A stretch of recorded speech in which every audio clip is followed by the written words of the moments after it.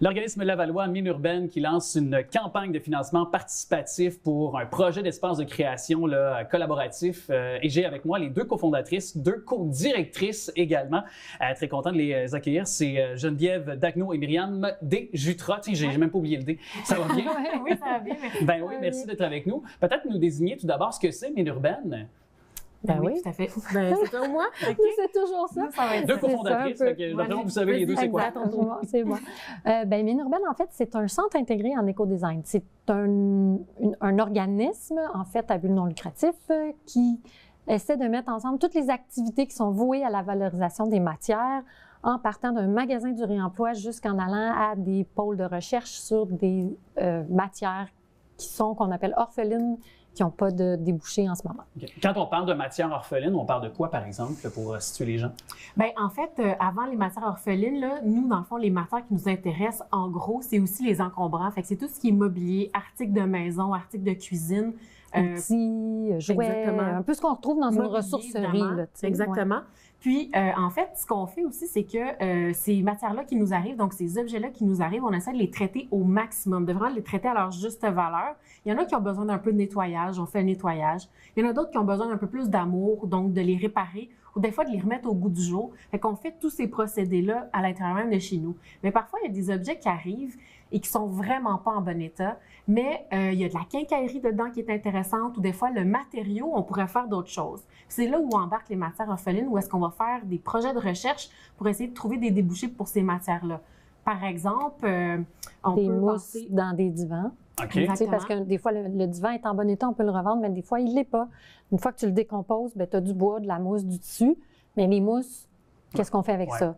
Donc, il n'y a pas de valorisation, il n'y a pas de recyclage, il n'y a pas de récupération. Donc, nous, on veut travailler sur ça. Donc, on a déjà lancé une recherche là-dessus. Même chose, les céramiques, les porcelaines, les tuiles, quand tu as des morceaux.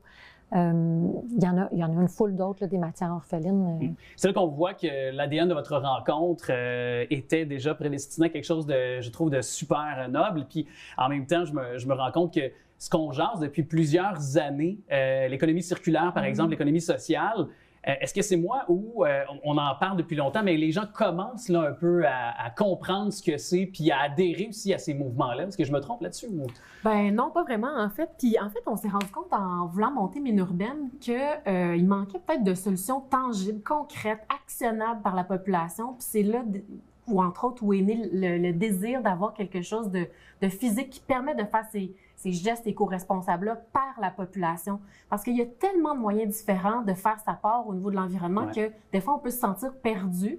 Mais là, nous, en fait, c'est une solution qui vient carrément même, compétitionner avec l'achat du neuf. Bien là, on va vers l'achat du réemploi. Puis il y a tellement de beaux items qu'on retrouve là, dans ce qu'on récolte. Là, c'est hallucinant. Surtout qu'on arrive dans un espace-temps où il y aura beaucoup de magasinage, là, veux pas, là, on approche du temps des fêtes tranquillement, les gens font de l'achat, les emplettes du temps des fêtes, fait que je trouve que c'est une belle aussi façon de le présenter à cette période-ci, puis en même temps, je pense que les gens, justement, vous l'avez dit, mais souvent se disent ben pourquoi moi mon petit geste ferait la différence parce que je sais que de toute façon je veux pas être fataliste mais il y en a qui pensent ça disent de toute façon on s'en va dans le trou on s'en va vers la fin de notre ère puis le réchauffement climatique c'est inévitable.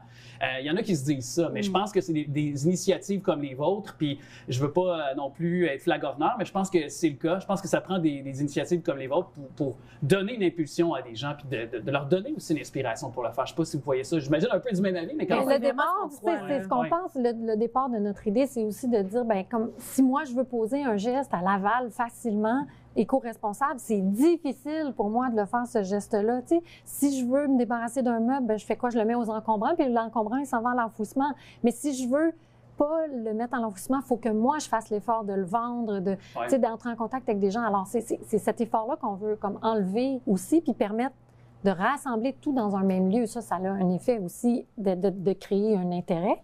Certainement. Puis on pense aussi, beaucoup de gens nous disent, ah, mais le recyclage, c'est pas vrai ou ça marche pas, tout ça. Mais dans l'économie circulaire, le recyclage, c'est le dernier de la boucle. Fait que il est temps qu'on se penche sur les autres façons de faire de l'économie. Donc, c'est Je pense que c'est tellement le temps. Puis non, mais j'aime ça. Moi, ça me ravive à l'esprit que, justement, il y a encore des endroits au Québec où il n'y a pas encore la récolte de choses putricibles qu'on appelle le bac brun. Là. Il y a encore des endroits, il y a encore certaines régions qui, malheureusement, ne se sont pas dotées de ça. Je pourrais vous en parler de certaines, dont la Mauricie. Mais ça, c'est une autre chose, qui est ma région natale. Mais quand on a commencé le projet ici, il n'y avait pas non plus d'éco-centre à Laval. Déjà, ouais, on fait donc on chemine avec eux, puis c'est ça qui est intéressant. Ouais. Non, mais je reste quand même rempli d'espoir. Je ne suis pas non plus quelqu'un qui va arrêter. Au contraire, pour mes deux neveux, dont mon filleul qui a à peine 11 ans, pour l'avenir de nos enfants, ne serait-ce que pour ça. Mais aussi, bon, là, vous avez ce projet de campagne de financement participatif. Comment ça fonctionne, puis à quelle fin on peut donner? Qu'est-ce que ça va contribuer au bout de la ligne, finalement? En fait, comme on est un organisme à but non lucratif, notre mission, c'est de desservir un besoin pour la communauté. Et pour la communauté à Laval, il n'y a pas vraiment d'espace de collaboration et de création. En plus qu'il n'y a pas vraiment d'espace d'objet du réemploi. Donc, on combine les deux, puis on crée cet espace-là pour faire en sorte que les gens qui sont intéressés de s'y pencher viennent travailler, viennent imaginer, viennent... Plus on va être nombreux à travailler sur le sujet, plus on va arriver à trouver des résultats. Donc, l'idée, c'est de créer ce centre-là, créer ce lieu-là, mais ça prend des moyens financiers. Des moyens financiers, ça prend des ressources, des gens qui l'opèrent, ça prend des tables, des chaises, des équipements, des étagères. Donc, l'idée, c'est ça. Puis, c'est nécessaire de démontrer que les gens y croient dans ce projet-là. Puis, c'est pour ça qu'on fait une campagne de financement participatif. La participation des gens est nécessaire. Tout comme votre ADN, comme les valeurs aussi qui sont derrière Mines Urbaines. Est-ce que vous avez repéré un lieu où vous aimeriez peut-être porter plus loin le sujet de façon physique, là, si on peut l'imaginer aussi dans l'esprit des gens qui nous écoutent? Oui, celui-là, on pense l'avoir trouvé. Les démarches en cours vont très bien. Ouais. Les prochaines étapes par rapport à ça, en fait, c'est une fois qu'on va avoir notre lieu, on va pouvoir vraiment l'ouvrir au public puis commencer à récolter la matière pour, après ça, la rendre disponible en certifiant sa qualité, sa propreté. Même si c'est des objets du réemploi, ils ne sont pas obligés d'être tachés. Là, on peut vraiment travailler pour leur donner comment dire? De l'amour un peu, là. C'est ça, exactement. Ouais. Avec des fois un coup de pinceau, ne serait-ce que... Voilà, mais aussi donner l'occasion de faire des formations au grand public ou aux entreprises qui sont intéressées à faire leur part, à faire un geste éco-responsable, puis comme je le disais tantôt, qui ne savent pas par quel chemin le faire, bien, on peut offrir des formations carrément de valorisation de son item. Fait que tu pourrais, toi, t'inscrire à cette formation-là, tu as une chaise, une commode, une table de chevet, peu importe, à laquelle tu veux donner une deuxième vie, tu n'es pas prêt à t'en débarrasser, bien, tu pourrais venir avec ton objet dans une formation, puis on pourrait te guider là-dedans, par exemple, pour la transformer, puis tu retournes avec après, en plus avec un nouveau savoir-faire. Intéressant, ça. Et de quelle façon on peut contribuer financièrement? On disait que c'est un modèle de financement participatif. Il y a une plateforme pour donner? Il y a une plateforme pour donner. C'est la plateforme de la ruche.